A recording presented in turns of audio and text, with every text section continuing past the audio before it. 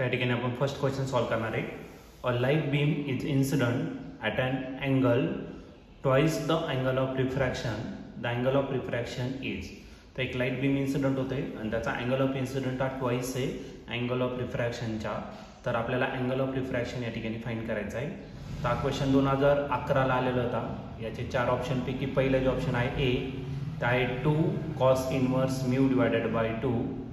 बी option आहे cos inverse 2 mu. C option आहे 1 divided by 2 cos inverse mu divided by 2. आणि last D option आहे cos inverse mu divided by 2. तर या 4 ऑप्शनपैकी या क्वेश्चनचं करेक्ट आन्सर काय असलं पाहिजे, तर याला आपण सॉल्व करूया आणि मग डिसाईड करू. तर या क्वेश्चनमध्ये आपल्याला एक लाईट बीम दिलेला आहे जो इन्सिडंट होतोय आणि त्याचा अँगल ऑफ इन्सिडंट हा ट्वाइस दिलेला आहे अँगल ऑफ रिफ्रॅक्शनच्या. ओके, तर अँगल ऑफ इन्सिडंट आपण रिप्रेझेंट करणार आहे लेटर आय ने, आणि आज आय आहे तो किती दिला तर 2 टाइम्स आर दिलेला आहे. अँगल ऑफ रिफ्रॅक्शनच्या डबल दिलेला आहे. ओके, तर आपल्याला या केसमध्ये फाइंड करायचं अँगल ऑफ रिफ्रॅक्शन किती असणार तो आपल्याला या ठिकाणी फाइंड करायचा आहे.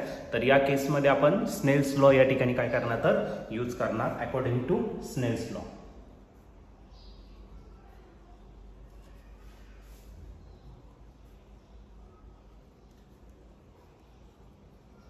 स्नेल्स लॉ जर घेतला तर स्नेल्स लॉ असतो the ratio of sine of angle of incident to the sine of angle of refraction is always remains constant. आणि हा जो कॉन्स्टंट आहे, हा कॉन्स्टंट काय घेतो तर आपण म्यू घेतो. ओके, तर आर आपल्याला फाइंड करायचं, पण आयची व्हॅल्यू दिलेली आहे. आयची व्हॅल्यू किती दिलेली आहे 2r. तर आपण या ठिकाणी पुट करणार माझ्याला साइन आयच्या जागी टाकलं 2r divided by sine r is equal to mu. Okay, तर या केसमध्ये आपल्याला एक फॉर्म्युला यूज करायचा ट्रिग्नोमेट्रीचा. तर या केसमध्ये आपण एक फॉर्म्युला यूज करणार आहे साइन 2 थिटाचा. साइन 2 थिटा जर घेतला त्याचा फॉर्म्युला असणार आहे 2 sine theta into cos theta. तर या ठिकाणी थिटा न घेता इथं 2r दिलेला आहे, मग आपण या ठिकाणी तो फॉर्म्युला या ठिकाणी पुट करणार. मग साइन 2r च्या जागी मी काय लिहिणार तर 2 times sine r, 2 times sine r into cos r. Sine r into cos r आणि टोटल डिवायडेड बाय असणार आहे तुमचं पुन्हा काय साइन r. ओके, तर या ठिकाणी साइन 2 थिटाचा फॉर्म्युला यूज केला. साइन r तसा is equal to mu. Mu म्हणजे आपला काय तर रिफ्रॅक्टिव्ह इंडेक्स असणार. इथला साइन r आणि इथला साइन r काय झाला कॅन्सल. मग रिमेनिंग काय राहिलं 2 cos r is equal to काय राहिला तर आपला म्यू झाला. ओके, आता 2 इकडे मल्टिप्लाय, इकडे काय करा तर डिवाइड. मग cos r is equal to आपल्याला भेटेल म्यू डिवायडेड बाय 2.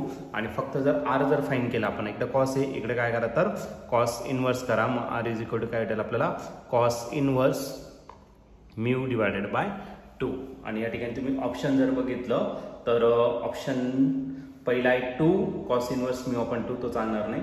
तर या ठिकाणी एकच ऑप्शन आहे या ठिकाणी आपला मॅच होतोय आणि तो म्हणजे ऑप्शन डी या ठिकाणी आपला मॅच होतोय. मग या क्वेश्चनचं जे करेक्ट आन्सर असणार ते ऑप्शन डी.